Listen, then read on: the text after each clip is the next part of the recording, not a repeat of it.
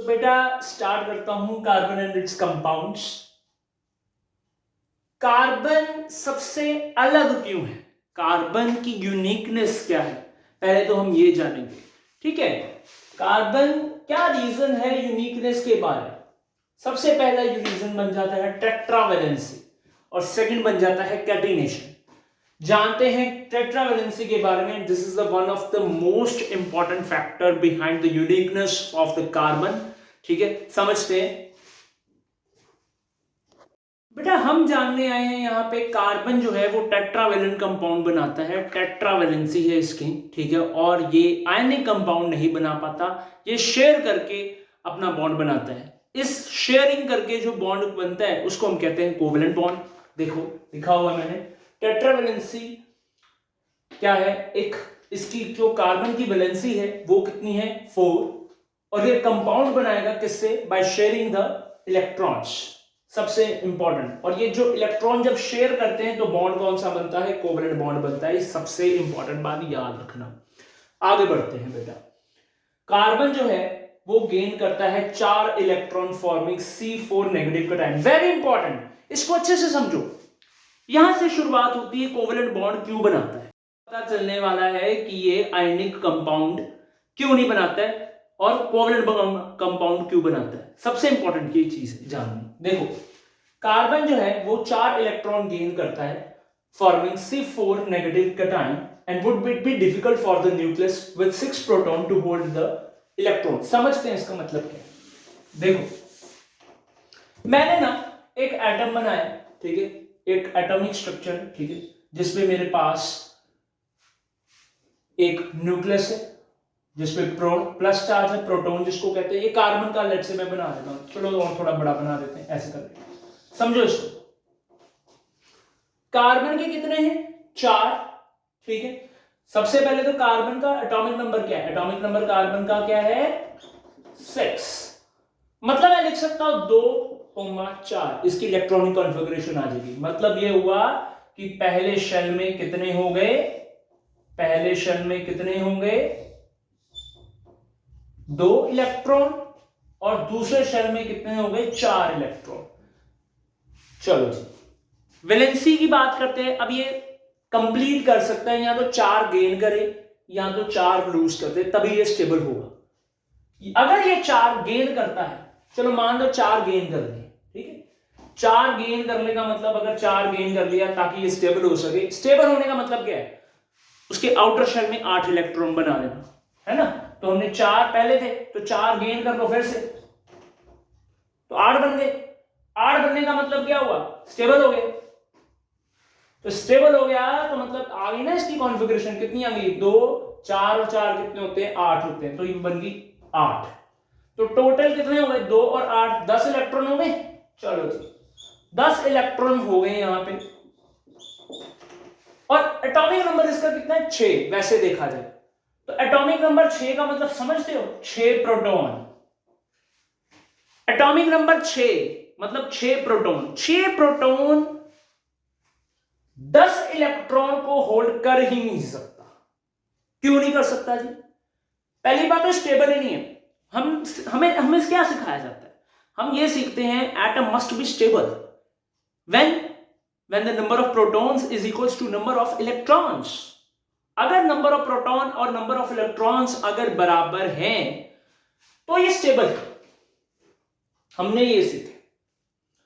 तो 6 प्रोटॉन, ठीक है, 6 प्रोटॉन 10 इलेक्ट्रॉन को होल्ड कर ही नहीं सकते सर, पक्की बात। 6 प्रोटॉन 6 इलेक्ट्रॉन को होल्ड कर सकता है, ठीक है। 6 प्रोटॉन 10 इलेक्ट्रॉन को होल्ड कैसे कर सकता है, हो ही नहीं सकता।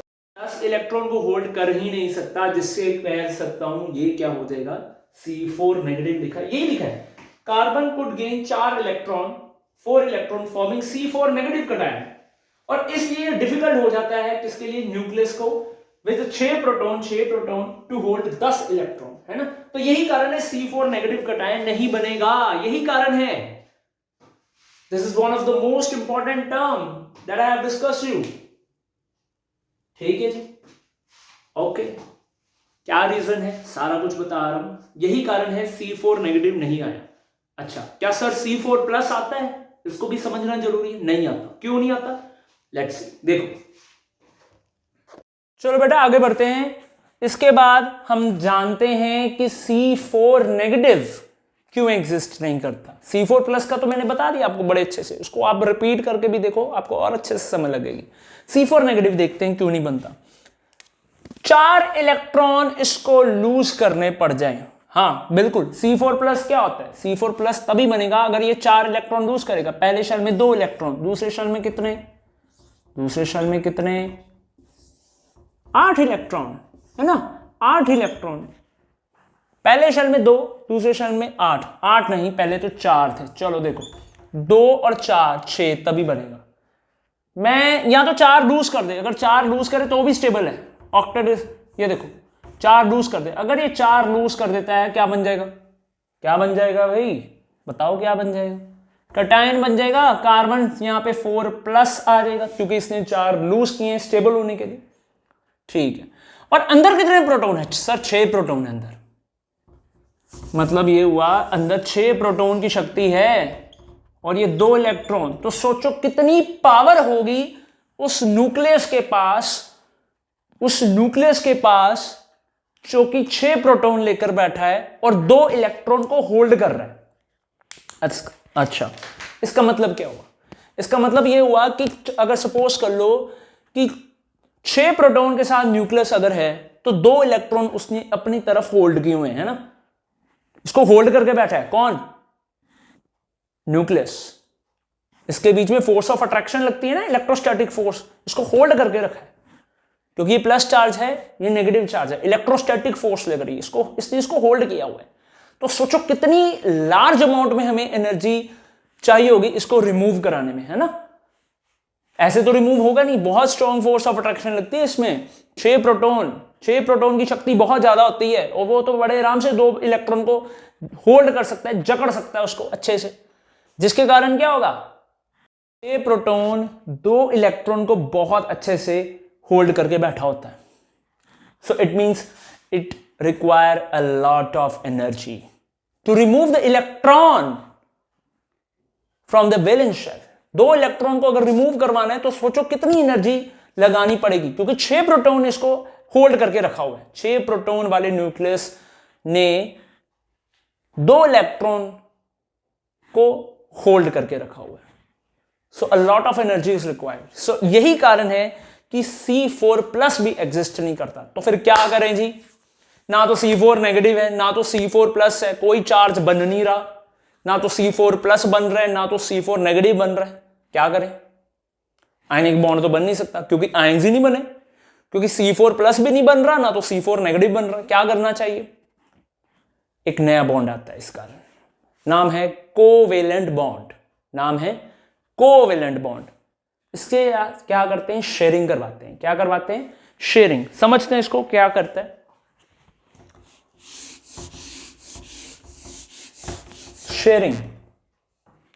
सारा कुछ सीखेंगे हम कोवेलेंट बॉन्ड के बारे में, मैंने अभी आपको समझाना है, ठीक है। अभी तक हमने क्या सीखा है, हमने टेट्रा वैलेंसी के बारे में सीख लिया। इसकी 4 वैलेंसी है, 4 इसके आउटर शेल में 4 इलेक्ट्रॉन है जिसके कारण ये बॉन्ड बना सकता है, ठीक है। अब आपको मैंने ये सिखा दिया कि आयनिक बॉन्ड क्यों नहीं बनाता। अगर आपको सवाल आ जाए, ठीक है, तो मैंने साथ साथ नोट्स भी कर रहा हूं, ठीक है, ये आप साथ साथ लिखते जाओ, ज्यादा बढ़िया रहेगा, आपको और अच्छे से समझ लगेगी, ठीक है। यस बच्चे, समझते हैं कैटिनेशन के बारे में। ये भी एक बड़ी जबरदस्त टर्म है जिसके कारण कार्बन एक बहुत यूनिक माना जाता है। समझो, एक ऐसी प्रॉपर्टी जो कि सेम एलिमेंट्स के जो एटम के बीच में जब हम बॉन्डिंग करवाते हैं, डायरेक्ट बॉन्डिंग करवाते हैं, इसके लिए for a long chain, branches and ring structure. Straight chain का मतलब कुछ इस तरीके से, अब मैंने बताया है कार्बन की 4 वैलेंसी, कुछ ऐसे, एक,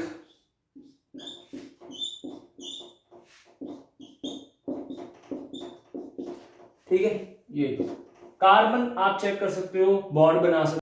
कार्बन कैसे बॉन्ड बना रहा है, 1 2 3 4, 1 2 3 4, 1 2 3 4, 1 2 3 4, 1 2 3 4, 4 वैलेंसी, 4 बॉन्ड बनेंगे। कैसे बनेगा अभी सब कुछ सीखोगे।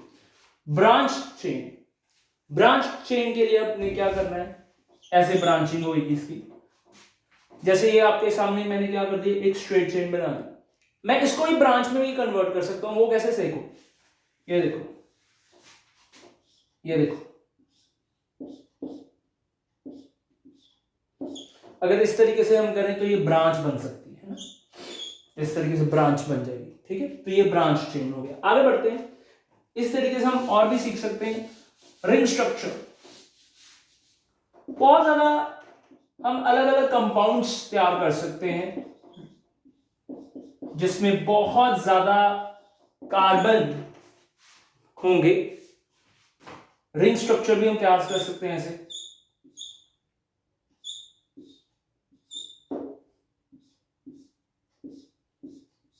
ये देखिए, ये यहां पे दिख नहीं रहा, एक सेकंड देखो।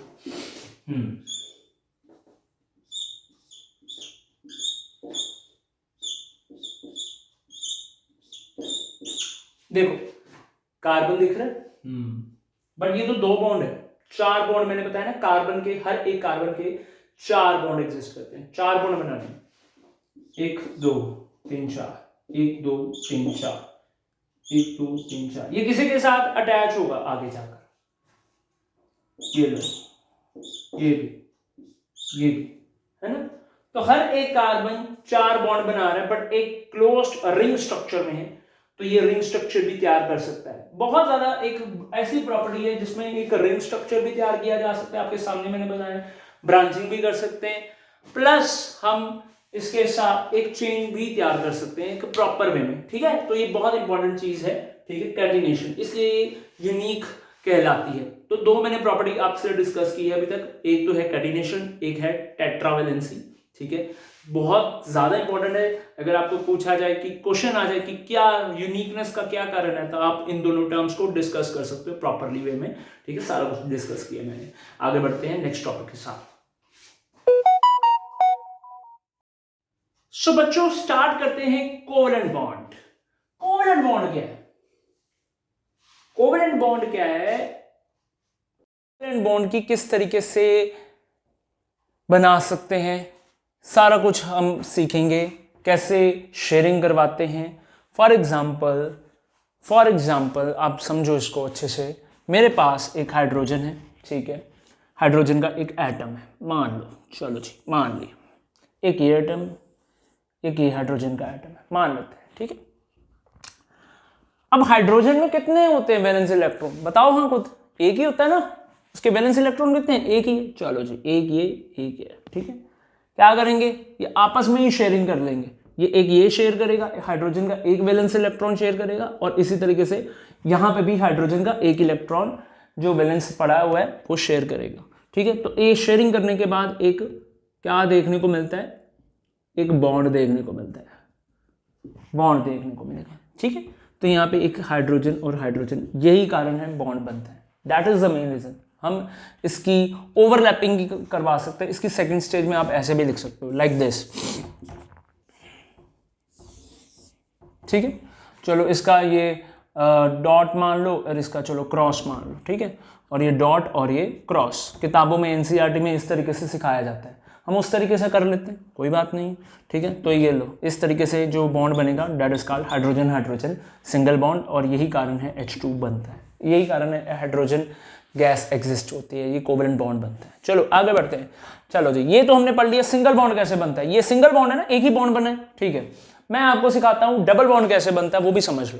डबल बॉन्ड किस तरीके से बनता है, बहुत ईजी है। बच्चे बड़ा पता नहीं क्यों इसको टफ लेकर समझते हैं, बट बहुत ज्यादा ईजी है, ठीक है। आपके सामने एक शो करके दिखाऊंगा, इसको नोट करते जाओ साथ साथ। जैसे हाइड्रोजन बॉन्ड बना है, इसको नोट करो, ठीक है।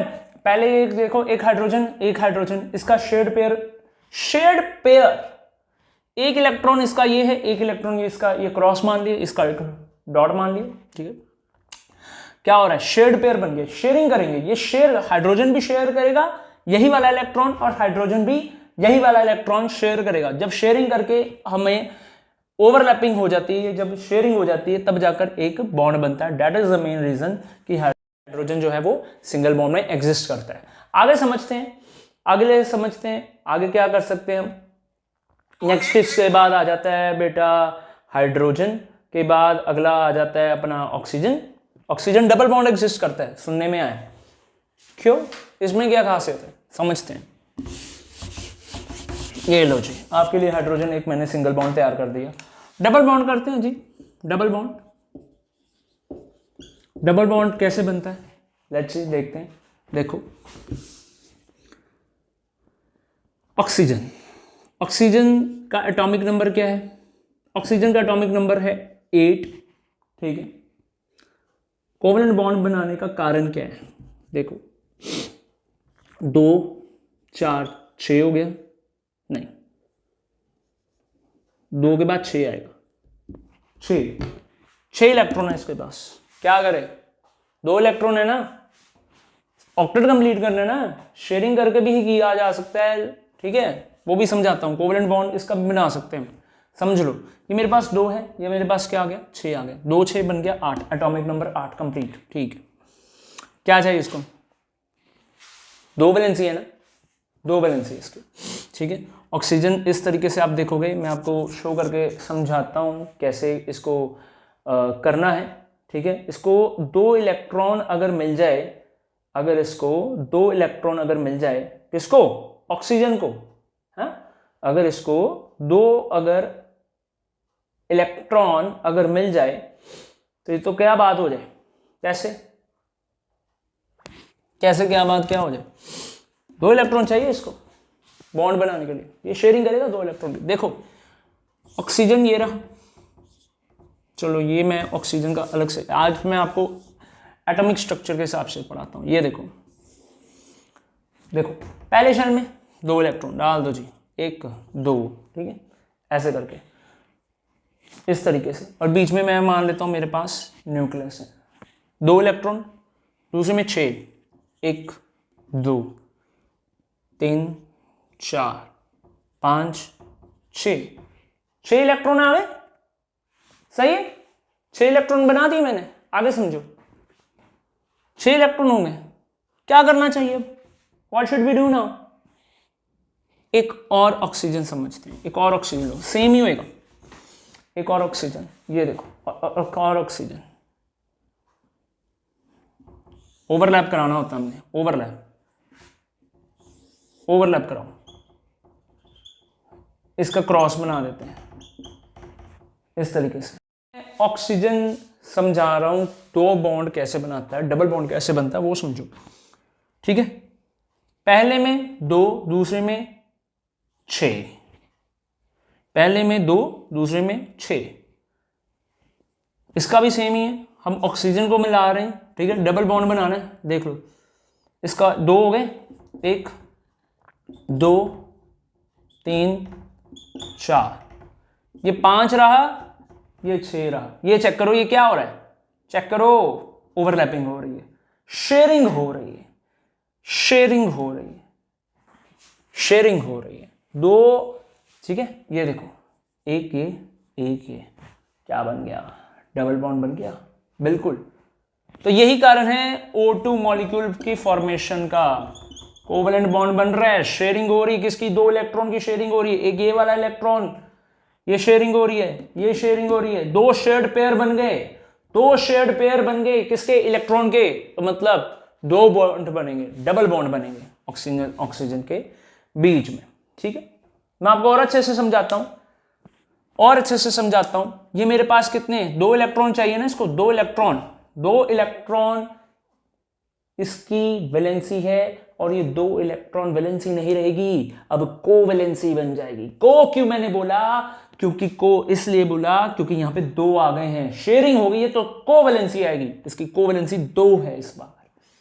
आगे बढ़ते हैं, ये आ गया मेरे पास ऑक्सीजन का, बनाते जाओ साथ साथ, नोट करते जाओ, बढ़िया रहेगा। आगे बढ़ते हैं, चलो ये बना दिया मैंने ऑक्सीजन का, अब हम समझते हैं नाइट्रोजन का। देखो नाइट्रोजन कहता है 3 ट्रिपल बॉन्ड बनाता है, देखो सारा बता रहा हूं, सिंगल बॉन्ड भी बता रहा हूं, डबल बॉन्ड भी बता रहा हूं, ट्रिपल बॉन्ड भी बना रहा हूं, साथ साथ कैसे बनता है समझ लो। ये लो नाइट्रोजन कितने एटॉमिक नंबर इसका 7, सब एटॉमिक नंबर के ऊपर होता है। एटॉमिक नंबर 7, 2 और 5, 2 और 5, 3 चाहिए इसको, 3 इसकी कोवैलेंसी बनाकर दिखाऊंगा। Covalency 3 shared pair of electron करेगा ये, देखो 3 शेड पेयर बनाकर दिखाऊंगा, देख लो कैसे, बस आप देखते जाओ भाई कैसे।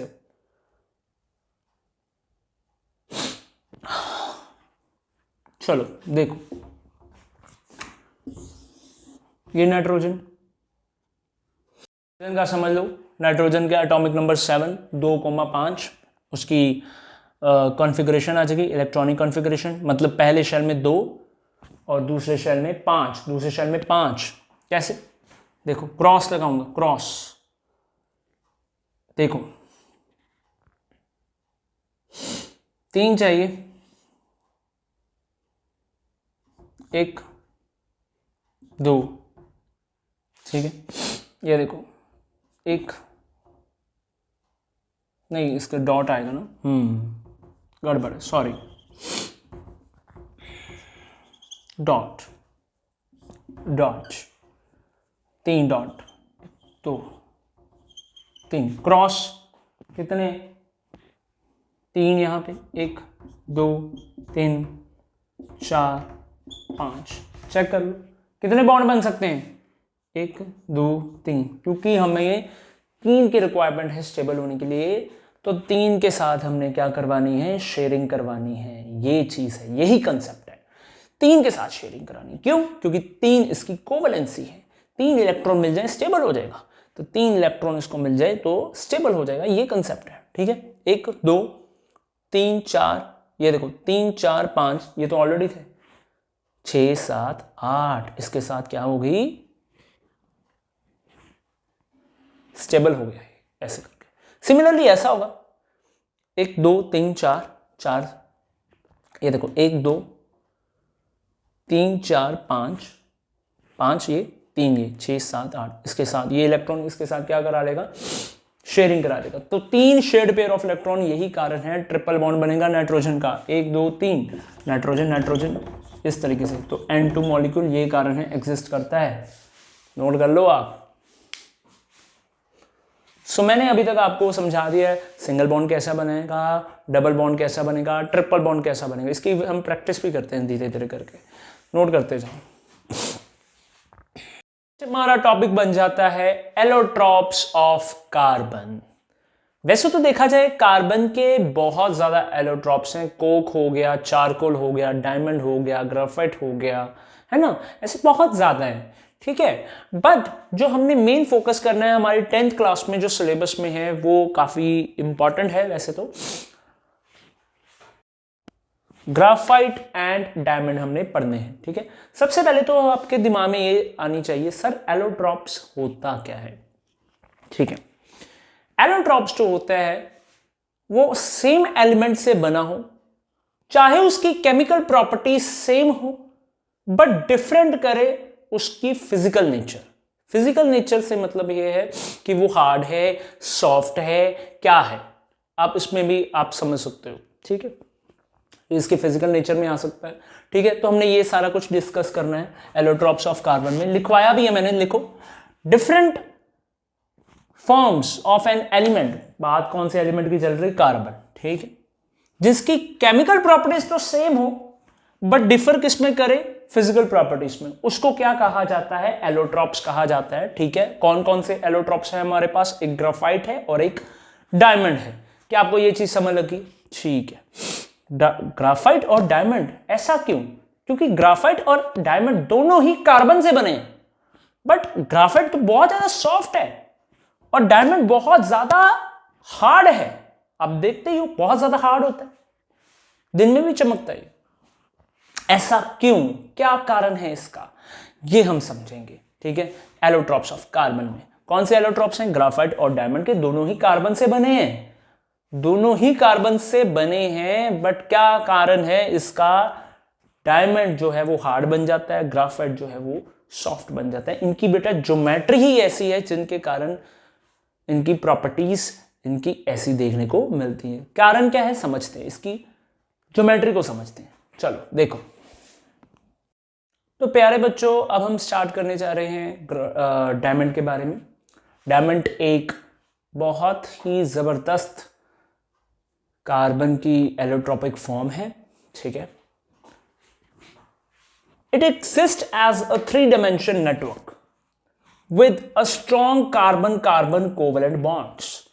इनके बीच में जो कोवलेंट बॉन्ड्स होते हैं वो बहुत ही ज्यादा स्ट्रॉन्ग हैं और चारों के चारों टेट्रावेलेंट तो हैं, ठीक है। टेट्रावेलेंट कैसे, मतलब सर समझ नहीं लगा, दोबारा से आप चेक कर सकते हो। हर एक कार्बन 4 कार्बन के एटम से, कार्बन के इलेक्ट्रॉन से जुड़ा हुआ है। देख लो, एक कार्बन 4 कार्बन के साथ जुड़ा हुआ, एक ये, ठीक है, एक कार्बन ये हो गया, 1 2 3 4, चेक कर सकते हो। ये भी एक कार्बन है, ठीक है, 1 2 3 4। इसी तरीके से एक ये कार्बन देख लो, ठीक है, ये वाला कार्बन 1 2 3 4। इसके आगे अलग से इसकी ब्रांचेस हो सकती हैं, ये देखो 1 2 3 4, ठीक है। इस तरीके से यहाँ पे भी एक ये वाला देखो, ये देखो ये वाला कार्बन अगले 4 के साथ जुड़ा हुआ, 1 2 3 4, देख रहे हैं। इसी तरीके से यहां पे भी 1 2 3 4, 4 इलेक्ट्रॉन्स के साथ बॉन्डिंग हो रही है। प्रॉपर वे में पैकिंग है, प्रॉपर वे में पैकिंग देखने को मिलती है। यहां पे 4 बॉन्ड बन रहे हैं। अगर 4 बॉन्ड बन रहे हैं तो सोचो कितनी जबरदस्त क्लोज पैकिंग है। तो एक 3 डायमेंशन कोवलेंट बॉन्ड्स का एक नेटवर्क टाइप बन रहा है, देख सकते हो, नेटवर्क प्रॉपर वे में बन रहा है, ठीक है। डायमंड इसलिए हार्ड है, यही कारण है उसकी हार्ड नेचर का। क्यों? क्योंकि सारे के सारे बॉन्डिंग अच्छे से प्रॉपरली हो रही है, चारों के चारों बॉन्डेड इलेक्ट्रॉन्स हैं इसके पास, सारे 4, एटलीस्ट 4 के साथ तो जुड़ा ही हुआ है, 4 बॉन्ड बना ही रहा है। यहां पे देखो 1 2 3 4, दिख रहा है। यहां पे भी देखो 1 2 3 4, यहां पे भी देखो ये वाला चेक करो इसकी तरफ, 1 2 3 4, 4 बॉन्ड बन रहे हैं ना, तो 4 बॉन्ड ही तो बनाने हैं, तो पैकिंग अच्छे से हो रही है, कोवलेंट बॉन्ड अच्छे तरीके से बन रहे हैं, स्ट्रॉन्ग इसी कारण तो है। 4 ही तो चाहिए, तो स्ट्रॉन्ग तो होना ही होना, और 3 डायमेंशन नेटवर्क देखने को मिलता है, और यही कारण है वो हार्ड नेचर का बन जाता है। और अगर हार्ड नेचर का है तो मेल्टिंग पॉइंट तो एक्सेप्शनली हाई तो होगा ही होगा, बहुत ज्यादा टाइम लगेगा उसको, बहुत ज्यादा टेम्परेचर देना पड़ेगा ताकि वो मेल्ट हो सके, बहुत ज्यादा होता है, ठीक है। और यही कारण है उसका हाई मेल्टिंग पॉइंट अगर बन गया, ठीक है। अच्छा, कहा जाता है कि ये बैड कंडक्टर है इलेक्ट्रिसिटी का। क्या रीजन है इसका इलेक्ट्रिसिटी का बैड होने का? क्योंकि कोई इलेक्ट्रॉन यहां पे फ्री होता ही नहीं, सारे के सारे बॉन्डेड है, चारों के चारों ही बॉन्डेड है, चारों के चारों ही बॉन्डेड है। तो यही तो कारण है, यही कारण है कि वो बैड कंडक्टर है। अगर कोई इलेक्ट्रॉन फ्री होता फिर क्या होना था? चलो बताओ, अगर इलेक्ट्रॉन कोई फ्री होता फिर क्या होना था? गुड कंडक्टर हो जाना था। यही ग्राफाइट में देखने को मिलेगा। आगे बढ़ते हैं, चलो। किसके लिए काम आता है? Used for making jewellery, used for cutting and drilling tools. Yes, इतना हार्ड है कि ये ड्रिलिंग या फिर कट करने के लिए भी काम आता है। जो हम शीशे होते हैं ना, शीशे हम लगाते हैं, है ना, तो उसको कट करने के लिए भी यही वाला यूज किया जाए। फिटिंग जब हम करते हैं, ठीक है, मिरर्स की फिटिंग जब हम करते हैं, शीशे की, कांच की जब हम फिटिंग करते हैं, तो इनके कारण ही होता है। ये कट इसी का यहाँ से ही कराते हैं, डायमंड से, ठीक है। तो ये सबसे इंपॉर्टेंट पॉइंट है। आप अगर डायमंड का इतना ही पढ़ लो ना, that is enough for you, ठीक है। यहाँ से बहुत कुछ बन जाना है, पेपर में सवाल यहाँ से बड़े बन जाने। सिर्फ के सिर्फ ज्योमेट्री के कारण इसकी इस तरीके की प्रॉपर्टी है। ये बहुत ज्यादा हार्ड है, बैड कंडक्टर है। क्यों बैड कंडक्टर है? क्योंकि यहाँ पे कोई इलेक्ट्रॉन फ्री होता नहीं, सारे के सारे कोवलेंट बॉन्ड बना रहे हैं, चार ही बनाने कार्बन ने, तो 4 के 4 ही बन रहे हैं। अभी मैंने आपको बताया। अब यहाँ पे फोकस करो, ये वाला देखो, 4 बना रहे हैं, हाँ बिल्कुल बना रहे, 1 2 3 4, इस पे फोकस करो। 4 बना रहे हैं, यस, 1 2 3 4। अगर 4 के 4 इलेक्ट्रॉन्स अगर कोवलेंट बॉन्ड बन रहे हैं तो ठीक है ना, डायमंड तो हार्ड होगा ही होगा फिर, यही तो कारण है। इसी कारण इसका मेल्टिंग पॉइंट हाई होता है, और यही कारण है ये बैड कंडक्टर है। क्यों बैड कंडक्टर है? रीजन इसका यही आ जाएगा कि इसको कोई इलेक्ट्रॉन फ्री नहीं होता, सारे के सारे बॉन्ड बॉन्डेड ही हैं, चलो, आई होप आपको समझ लग गया होगा डायमंड के बारे में। अब हम और आगे समझते हैं, ग्राफाइट के बारे में समझते हैं कि क्या रीज़न है ग्राफाइट जो है वो सॉफ्ट नेचर का होता है, क्या रीज़न बन जाता है कि वो गुड कंडक्टर है इलेक्ट्रिसिटी का। समझते हैं इसको अच्छे से। यस प्यारे बच्चों, आगे बढ़ते हैं, एलोट्रॉप्स ऑफ कार्बन के बारे में सीखते हैं, ग्राफाइट के बारे में। ग्राफाइट का स्ट्रक्चर बड़ा इंपॉर्टेंट है और अलग है। देखो, हर एक कार्बन एटम, यहां पे आप चेक करो, हर एक कार्बन जो है ठीक है, वो बॉन्डेड है किसके साथ? 3 अदर कार्बन एटम के साथ, ताकि वो एक हेक्सागोनल रिंग बना सके। ओके, जानते हैं, ये आप चेक कर सकते हो। हर एक एटम, ये वाला एक एटम देख लो, ये मिल गया एक एटम, ठीक है, ये 3 बॉन्ड बना रहा है, 1 2 3, देख लिया, ये कार्बन, एक कार्बन, ऐसे यहां पे एक कार्बन 3 बॉन्ड बना रहा है, 1 2 एंड 3, ये वाला, ठीक है, 3 बॉन्ड बन गए। अच्छा, बट बनने तो 4 चाहिए थे, गड़बड़ हो गई ना। कार्बन तो 4 बनाता है ना, 1 2 3 4, 4 बनाना चाहिए कार्बन को, हमने पढ़ा है टेट्रावैलेंट है, ठीक है। और आप देख सकते हो ये 3 कार्बन एटम के साथ हर एक कार्बन ज्वाइंट है, ताकि ये एक प्रॉपर वे में हेक्सागोनल रिंग बना सके। हेक्सागोनल रिंग बना, चेक कर सकते हो, ये एक हेक्सागोनल रिंग बन रही है, बिल्कुल बन रही है। 1 2 3 4 5 6, 1 2 3 4 5 6, एक हेक्सागोनल रिंग बन रही है। हेक्सागोनल रिंग देखने को मिल रही है हमें यहाँ पे हर एक कार्बन की, ठीक है। लग गया है पता? लग रहा है पता? बिल्कुल।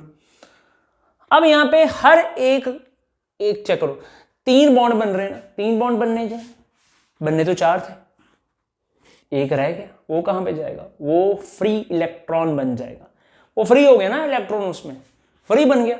3 तो थे ही, एक इलेक्ट्रॉन मतलब फ्री हो गया। 3 तो थे ही, एक इलेक्ट्रॉन फ्री हो गया ना। 3 तो बॉन्ड बना ही रहे, एक रह गया, वो कहाँ पे जाएगा? वो फ्लो होता जाएगा। और उसी फ्लो के कारण एक कंडक्टर का काम करता है ग्राफाइट। क्यों? क्योंकि इलेक्ट्रॉन का फ्लो ही क्या कहलाता था? कंडक्शन, इलेक्ट्रिसिटी की, ठीक है। इलेक्ट्रिसिटी चैप्टर पढ़ा है मैंने, हमने ये सीख जान ली, ठीक है। तो यही कारण है, they are a good conductor of electricity, good conductor of electricity, ठीक है। यही कारण है गुड कंडक्टर है इलेक्ट्रिसिटी का, क्योंकि एक इलेक्ट्रॉन एक्स्ट्रा है, वो फ्लो करेगा, उसी फ्लो के कारण ये गुड कंडक्टर बनेगा इलेक्ट्रिसिटी का। चलो जी, सॉफ्ट इन नेचर होना ही है सॉफ्ट। क्यों? क्योंकि 3 है ना, अगर 4 होते तो अच्छे तरीके से ये टाइटली पैक्ड होते। टाइटली पैक्ड मतलब तभी एक 3 डायमेंशन नेटवर्क बनता है, जो कि हमने पीछे डायमंड का पढ़ा है। बट ग्राफाइट में ऐसा नहीं देखने को मिल रहा। ग्राफाइट में हमें यह देखने को मिल रहा है कि सिर्फ के सिर्फ 3 ही है, जिसके कारण ये अच्छे तरीके से पैकिंग नहीं कर पाते अपनी, जिसके कारण ये सॉफ्ट होता है।